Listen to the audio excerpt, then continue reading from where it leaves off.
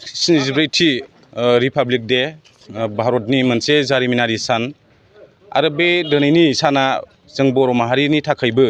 मोनसे जारिमिनारि सान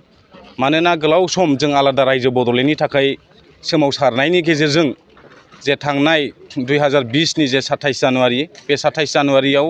बिटिआर सुक्ति जादोंमोन आरो बे बिटिआर सुक्तिनि 3.1 जे दफा सनितपुर बिस्वनाथ बे ओनसोलखौ जे बिटिआरआव सोसननायनि जे दफा बे दफा मथे दिनै आसामनि सिबिजाथाव जे chief minister doctor Himanta Biswa Sarma sir बिथाङा दिनै बै सनितपुर बिस्वनाथ बे ओनसोलखौ बिटिआरआव सोसननायनि जे एनाउन्स खालामबाय जोङो गिबियावनो बिथांखौ दुलाराय बर' फरायसा आफादनि जानानै आरो क'क्राझार जिल्ला एबसुनि जानानै गोसो गोरबोजों साबायखर जासिदों। बेजों लोगोसे भारतनि जे गाहाय मन्त्रि नरेन्द्र मदि सार बिथां आरो नखर मन्त्रि अमित शाह बिथां लोगोसे जोंनि बिटिआरनि CM सार प्रमद बर' बिथांजों लोगोसे जोंनि दुलाराय बर' फरायसा आफादनि आफादगिरि गाहाय नेहाथारि आरो गासैबो बिबानगिरि बिथांमोनहा बे दफाखौ मावफुंनायाव गोबां मावनो गोनां खामानिफोरखौ मावफुंदों आरो बेबायदियैनो दिनै बिटिआर सुक्तिनि जे 3.1 बे दफाखौ दिनै मावफुंनायनि थाखाय जे अफिसियेलि एनाउन्स खालामबाय बिनि थाखाय आं गासैबो दैदेनगिरि बिथांमोननिसिम साबायखर जासिदों।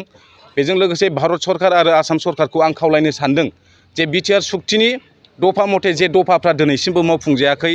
आद्रा जानानै दं बै दफाफोरखौ थाबैनो भारत सरकार आरो आसाम सरकार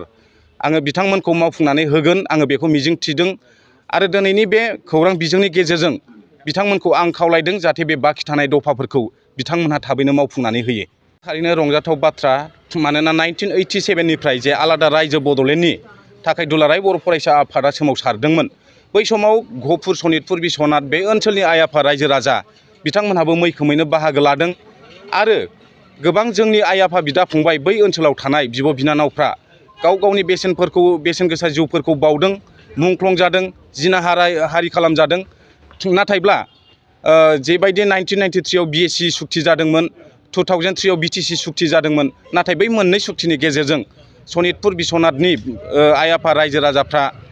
हाबसनजायाखैमोन बा सोसनजायाखैमोन नाथाय बिटिआर सुक्तिनि जे 3.1 जे दफा बे दफा मथे दिनै बिथांमोनहा अफिसियेलि दिनै चिफ मिनिस्टार बिथाङा एनाउन्स खालामबाय थारैनो बियो रंजाथाव बाथ्रा आरो रंजानाया बे स्वाभाबिक बाथ्रा जोंबो क'क्राझारबासि बा जों गुबुन गुबुन ओनसोलनि साफ्रोमबो आइ आफा रायजो राजा बयबो रंजागोन आरो आं खावलायनो सानदों सनितपुर बिस्वनाथ बै ओनसोला जिहेतु बिटिआरआव हाबसिगोन बे ओनसोलाव थानाय बर'जों लोगोसे गुबुन ट्राइबेल बा गुबुन गुबुन जाथि जनगोष्ठियाबो जाहाथे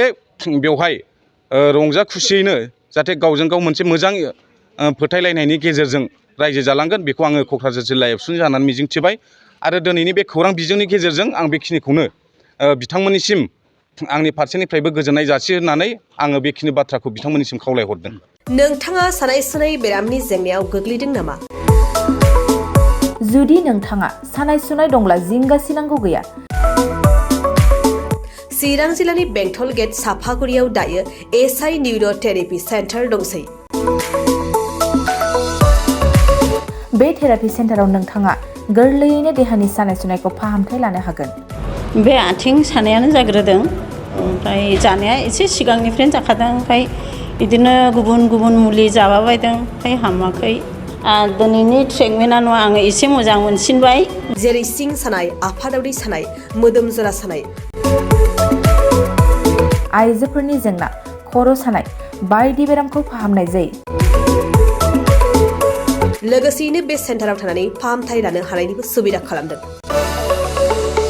नोंथांमोनहा SI निउर'थेरापि सेन्टाराव फाहामथाय लानो गोसो दंब्ला नैबे मबाइल नम्बर 7620160459 नङाब्ला 9476977956 आव थोंजों सुलाद लानो हागोन।